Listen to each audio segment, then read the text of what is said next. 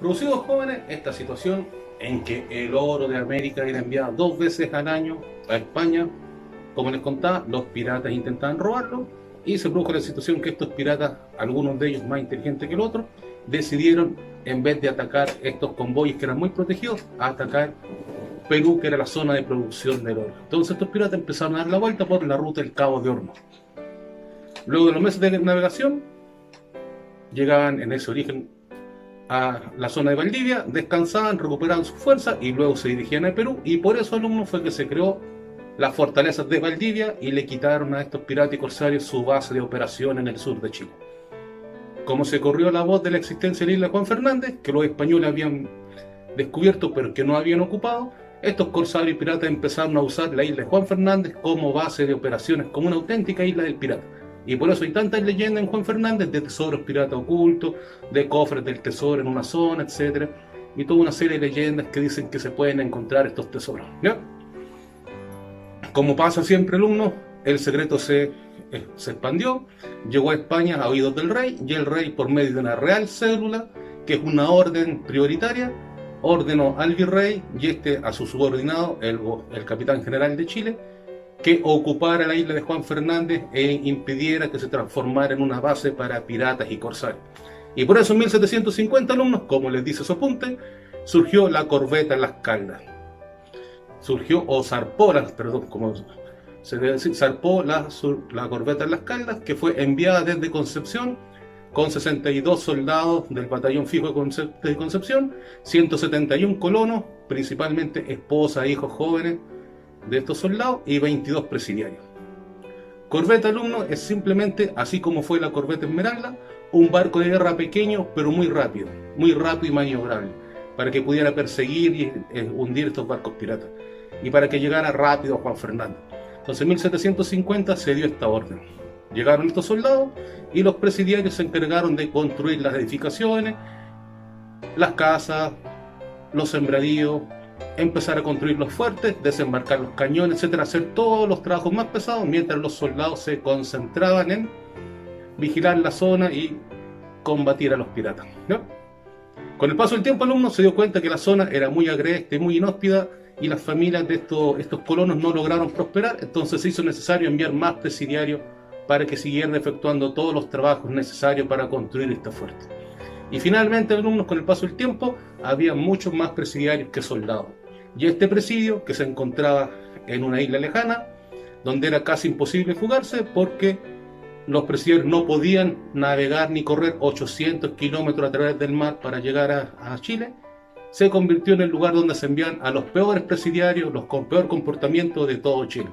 Entonces, un presidiario que tuviera mal comportamiento en un presidio donde estuviera construyendo una edificación determinada, el castigo, si no era tan grave como para matarlo, descuartizarlo, etc., era enviado en castigo al peor presidio de todo Chile, que era el de Juan Fernández. ¿Ya? A este presidio solo llegaba gente de las clases bajas, indios, negros, mestizos, gente pobre, que era la que sufría las penas corporales, que son todas las que significan dolor o castigo al cuerpo. Acuérdense que la gente poderosa, la clase alta, tenía estas penas pecuniarias que se pagaban en dinero. Entonces solo la gente pobre era condenada a presidio. Pero ocurrió, alumnos, un suceso que hizo que la gente de la clase alta y de dinero fuera enviada castigada al presidio de Juan Fernández. Y eso se relaciona con la Revolución Francesa. Con la Revolución Francesa, alumnos, que es uno de los antecedentes de los derechos humanos, los franceses se revolucionaron, expulsaron a su rey y de hecho incluso lo decapitaron, y nombraron o elevaron al gobierno a un señor que se llamaba Napoleón Bonaparte, que era un soldado de un rango muy bajo y que nunca hubiera llegado a posición importante, pero cuando mataron al rey también mataron a muchos soldados que eran sus partidarios, generales, coroneles, etc. Entonces mataron a tanta gente que este soldado, Napoleón Bonaparte, que tenía un rango muy bajo, por antigüedad ascendió hasta llegar a general, y se demostró que era uno de los mejores genios militares de toda la historia de la humanidad. Surgió, ganó distintas guerras y finalmente dio una especie de golpe de estado y se nombró emperador del imperio francés. Y él tenía un enemigo que se encontraba en lo que actualmente se conoce como Portugal, que era un reino donde había un rey que era enemigo de Napoleón. Como para llegar a Portugal, Napoleón desde Francia tenía que atravesar España, le pidió permiso al rey de España para cruzar por sus tierras, para atacar a su enemigo, y el rey de España, temeroso, este gran guerrero como era Napoleón, le dio permiso.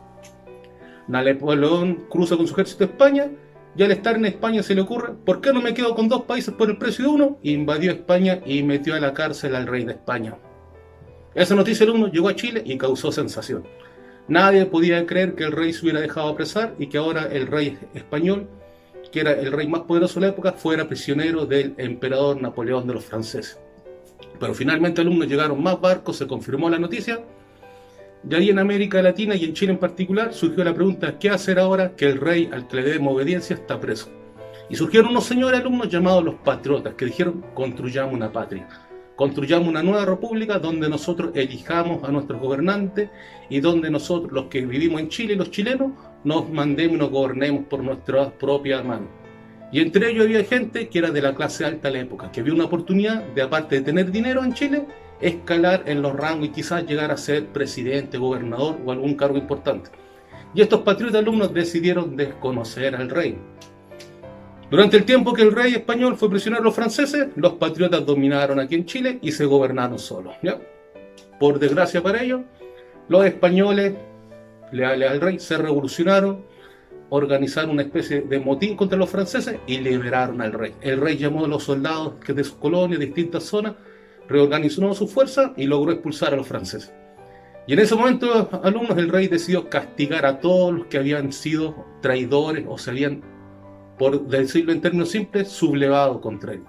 Y por eso el uno mandó castigar a todos los patriotas de Chile.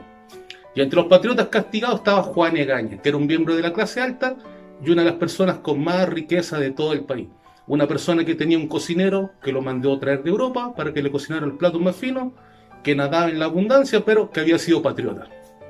Y por eso, señores, cuando los soldados del rey, a través del proceso de la reconquista, volvieron a ocupar Chile, lo atraparon y le preguntaron al rey cuál era el castigo para estos patriotas que se habían sublevado en contra de él. Como eran traidores, el rey consultó cuál es la peor cárcel de todo Chile, el presidio Juan Fernández, así que ordenó a todos los patriotas que capturen, salvo a los cabecillas que condenó a muerte, como Bernardo Gino y los hermanos Carreras, que tuvieron que escapar a Argentina para que no los ejecutaran. A todos sus seguidores que atrapó los envió a Juan Fernández. Y de esta manera Juan Egaña, un millonario de la época, un español peninsular de la clase alta, pero que se amotinó contra el rey, fue enviado a el presidio de Juan Fernández. Como era la clase alta, alumnos sabía leer y escribir. Y finalmente, cuando Chile logró la independencia, cuando los patriotas ganaron esta guerra, él regresó, fue rescatado, traído a Chile, y escribió un libro donde contó todas sus vivencias, que se llamó El chileno encerrado en los presidios, ¿ya? Vivencias de un chileno en los presidios. El chileno consolado en los presidios, que se tradujo de varias maneras, porque esto venía escrito en castellano antiguo, que era distinto al castellano actual. Ahí nos contaba, por ejemplo, alumnos, que yo, siendo persona de la clase alta, estoy encerrado y sometido a trabajos forzados que yo nunca había cometido. Yo nunca corté leña, yo nunca piqué una piedra, todo esto lo he tenido que hacer, y yo, que comía las comidas más finas, tengo que comer charqui, que es la comida que se le da a los presidiarios, y generalmente charqui que llega podrido desde el barco, ¿ya? Contó todos los maltratos. Los soldados, dijo, son elegidos entre los más brutos y crueles de todo Chile, nos maltratan, nos golpean, nos quitan la comida, y frecuentemente la gente que era en su momento gente importante de la clase alta, producto de estos maltratos, muere por los golpes, muere producto del frío, muere producto de la mala alimentación, cosas que en su cultura o en su forma de ser solo debían ocurrirle a la gente pobre y de las clases bajas, ¿ya?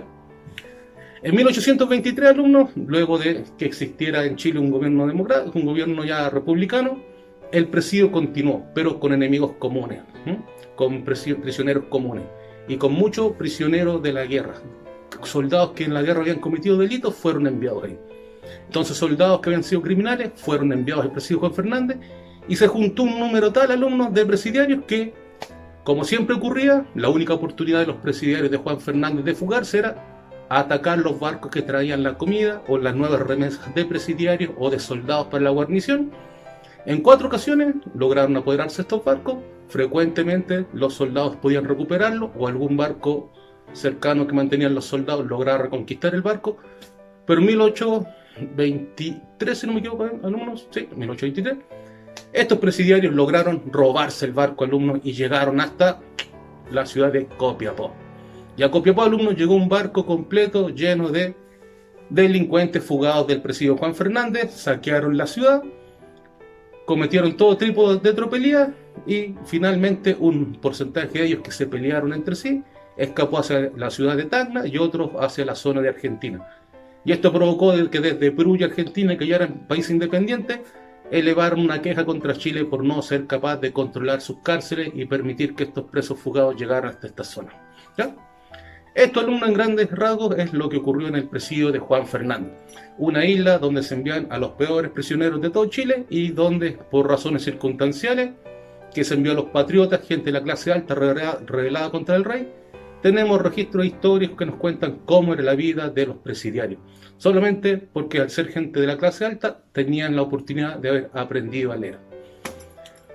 En zonas como Valdivia, alumnos, donde solo estaba la gente de la clase baja, las situaciones eran similares, pero no queda ningún registro histórico, entonces la vivencia de todas estas personas se perdió porque no hubo oportunidad de que quedaran en la historia ni traspasaran a la posteridad, a las futuras generaciones, lo que fue su sufrimiento, su historia y la vida que tuvieron que soportar en estos presidios.